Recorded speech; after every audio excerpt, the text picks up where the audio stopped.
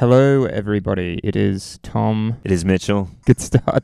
We are doing a production breakdown for Ladybird off our Love Kindness EP. We wanted to kind of break it down, mix with the masters. Yes, as they say, a blast of the master, perhaps.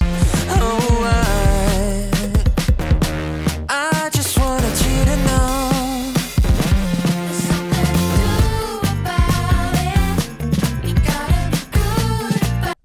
Do you want to start on that? If you're a productive smart band, finish all the music first before you start releasing stuff. But We like to play on hard mode. This one we just want a really simple, fun song. 2023, back end of the year actually, it was called Sweats.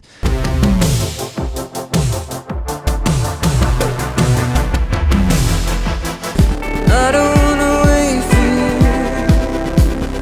trying to tell you somehow. This version has a delay. I wanna do it right. It's still a cool hook, that one. It's nice. It's very Oh, yeah, it's a bit. sentimental. Yeah.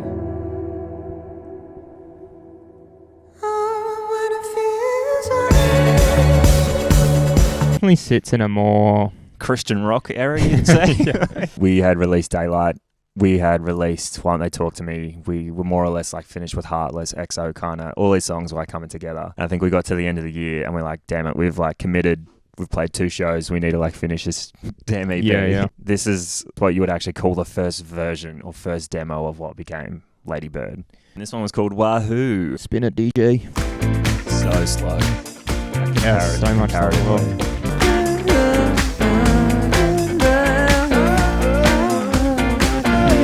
It's interesting. You can hear it's already so much closer again. That guitar thing's there. The drums. The bass, the vocals. This is also so exposing to be playing demos of Some of the finest singing in the Southern Hemisphere, yeah.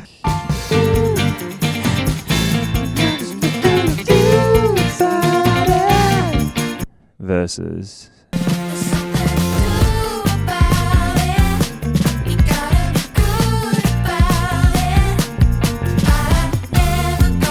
What we do is we go into this, kind of finish all the production layers and everything, get it ready for mixing. At this point, we were we want female vocals for this. It would be such a cool thing. Yeah. And then had reached out to dear friends Kitty Ray and Prudns. We'd love if you could sing over this and sing the chorus. That would just be incredible. Thankfully, they were no worries, boys. So super into it. Massive shout out. Down the line in the mix, had decided that dropping you out of it, you're the kind of front man singing it, and here's this. You've got the backing choir. This is all the vocals stacked. I never gonna let it go.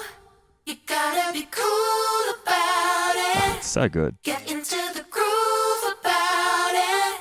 It's all blend together so Yeah. nicely. Or coming out of the bridge into the chorus. I think it kind of just ended on a little shout or something. And we were trying ideas, and this has become one of my favorite bits of music we've ever recorded. Feels right. This is Send by I Mitch. wanna know what it is. I want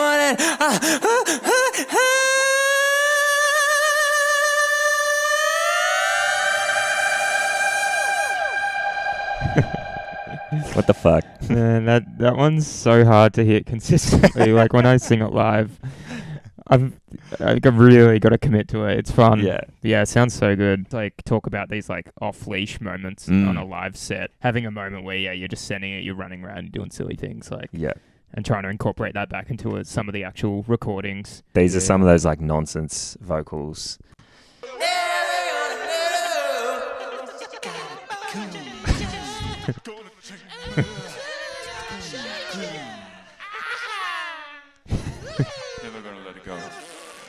The raspberry at the end. Unhinged. Yeah, very cool. But they're just sort of textured layers. We knew we had a second song. We wanted it to be fast. We had a couple ideas. They didn't quite hit. We tried them a few different ways. Essentially had 3 more or less versions of these different songs. Scrapped them all.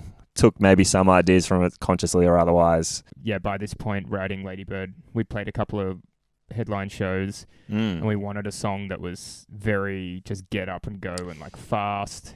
The chord shapes and the major minor flips and stuff, when we have this bridge part where you're just sitting on the G the whole time, if we can do a tempo shift and increase it by a couple BPM by the time you get to the end, it's you don't realize it, but all of a sudden you're grooving a lot harder than you actually are. If I flip between this chorus You gotta be good about it.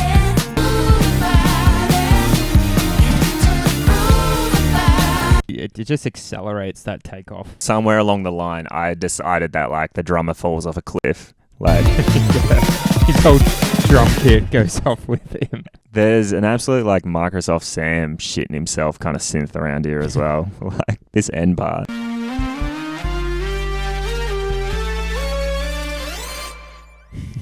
Yeah, he's lost his marbles. Classic. Let's get into the weeds because I personally don't really know a lot of this stuff. So drums have always been my favorite thing to write and program. I can't play drums. wow. I can program drums. So we got our drum kit, which is our acoustic kit. You need to separate it to your kick, your snare, your hats, overheads, and then our tom-toms. How are you doing that? I kind of know what groove I'm trying to hit and where the beats are. All MIDI. So just MIDI, paint it all in.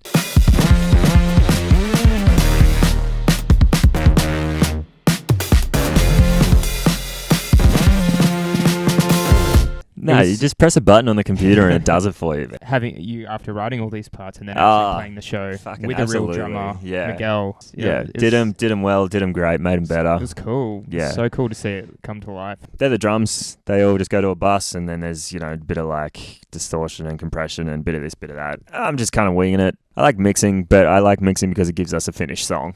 That's a motivator. Us as well. Yeah. Us being like, oh my God, Mitch can play piano so goddamn well. Why are we not like utilizing this? This is the mix without any vocals. Really, there's drums, bass, guitar, and the piano. But that's not a lot of elements. But as soon as you start taking stuff out, you really hear what's missing. This is the mix. Without the piano, I'll bring it back. Some of the stuff in that second verse as well. Yes. So we've got... Yeah.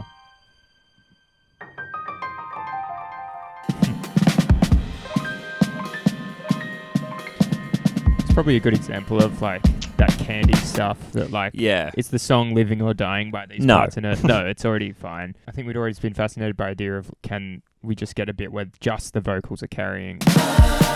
Won't you take me far away from here? Won't you take me there? Close my eyes. And it all like... That bass comes back in. Yeah. You go from super bright, super airy to just like thick. The keys are back, pluck in.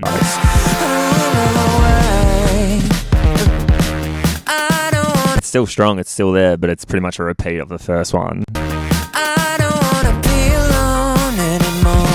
I think also we're getting better at realizing that like a part might be cool in isolation, but in the context of the whole song, maybe it's like not the right bit. This is the bass.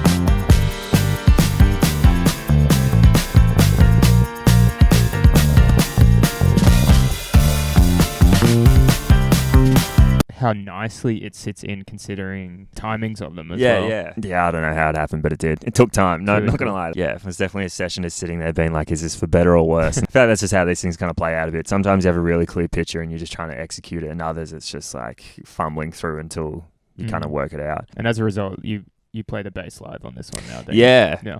Right? Do you? No, I play guitar. Cal's played bass actually.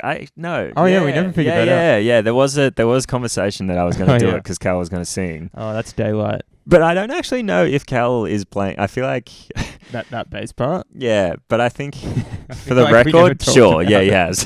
Yeah. Actually, let us know. Cut that in post. Let us know, Cal. Yeah. You've either been getting away with it or recorded that one on. Yeah, on the Hofner. Hofner? Little Strat, like pokey rhythm things. Mojo. Yeah. Lady sort of vibe, Starship and stuff. Yeah. Bridges us out of the chorus, the first one.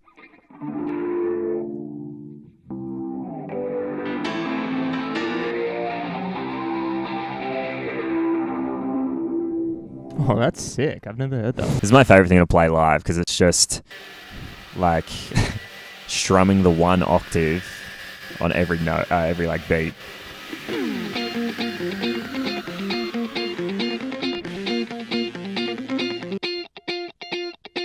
It's my favourite part of the whole song. It's a little fuzz guitar which is hitting, I guess, the roots with the...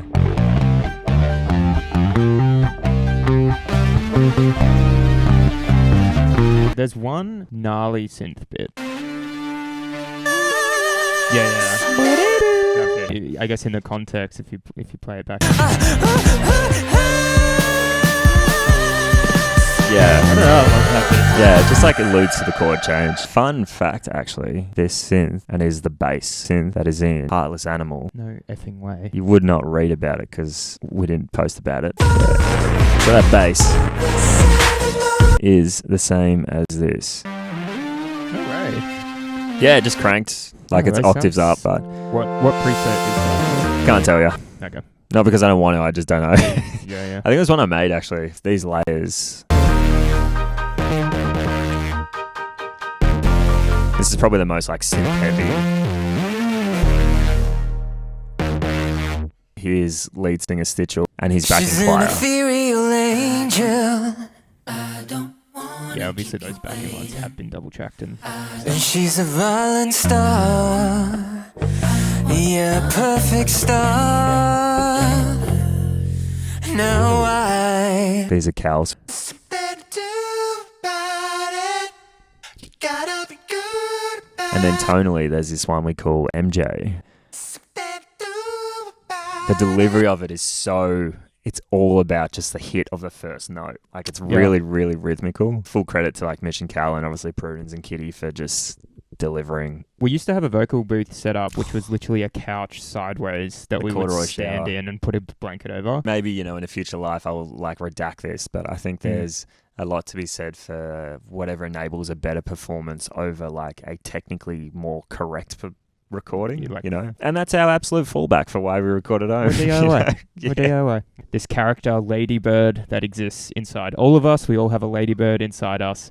And sometimes you just got to let her out. And she's like vivacious and vibrant and fun and allows you to be free-spirited and just be yourself and do the whatever. best version of yourself. Yeah, just do whatever you want and feel carefree and just a benevolent person supporting others, encouraging others. And I think it was fun once we later got to the music video to just kind of let a bit of that out and put aside some of your reservations about just moving your body. But if you like this, let us know because we can do more of this. If you have any questions in the comments, go check us out. We're all over the internet. Have a good day. Peace. Yeah. Where's Cal? He's not under the stairs, I promise. Bye. See ya.